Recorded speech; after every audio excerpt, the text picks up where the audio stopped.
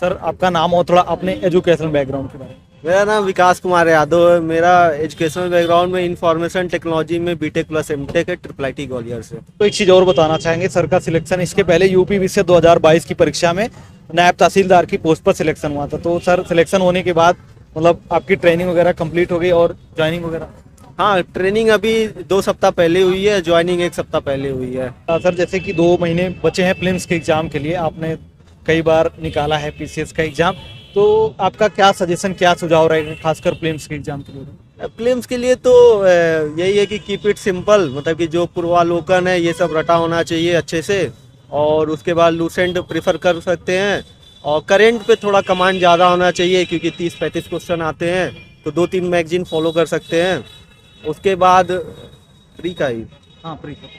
और मैगजीन के लिए जैसे हम जानना चाहेंगे कि कौन सी मतलब मैगजीन फॉलो करना चाहिए, मंथली, ईयरली, या फिर कोई यूट्यूब पर मतलब ऐसा कोई क्लासेज वगैरह मतलब? मैं तो जनरली ईयरली मैगजीन फॉलो करता था। लास्ट ईयर तो एक मंथली मैगजीन क्रॉनिकल फॉलो किया था, लेकिन मुझे लगता है कि ईयरली सफिशिएंट होती है 2-3 मैगजीन, और किसी कोचिंग का मटेरियल यूज कर सकते हैं।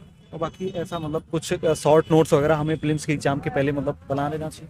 हाँ, वो तो ज़रूरी है क्योंकि लास्ट टाइम रिवीजन के लिए बहुत आसानी होती है। कुछ आपका उसके लिए मतलब शॉर्ट नोट्स बनाने के लिए कोई सजेशन, सुझाव रहेगा कि मतलब क्या क्या चीज़ें अपने शॉर्ट नोट्स में मतलब इंक्लूड करनी ज़्यादा जरूरी है?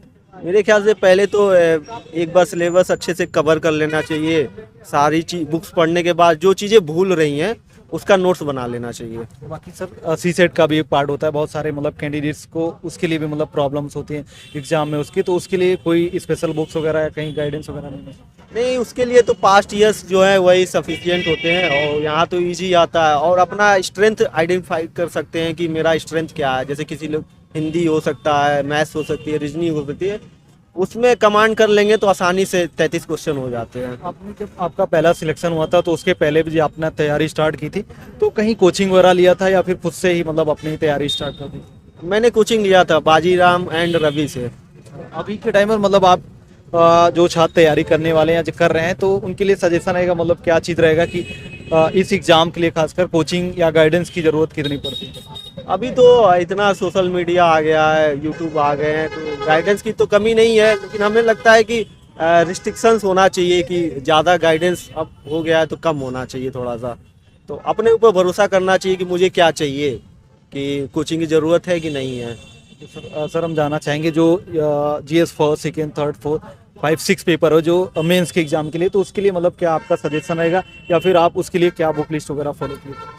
मैंने तो कोचिंग किया था तो उससे तो मेंस का सिलेबस कवर हो गया था। जो कवर नहीं हो पाया था उसके लिए मैंने ऑनलाइन रिसोर्स फॉलो किया था, और कुछ बुक्स जो मार्केट में आती है उन सबको फॉलो किया था।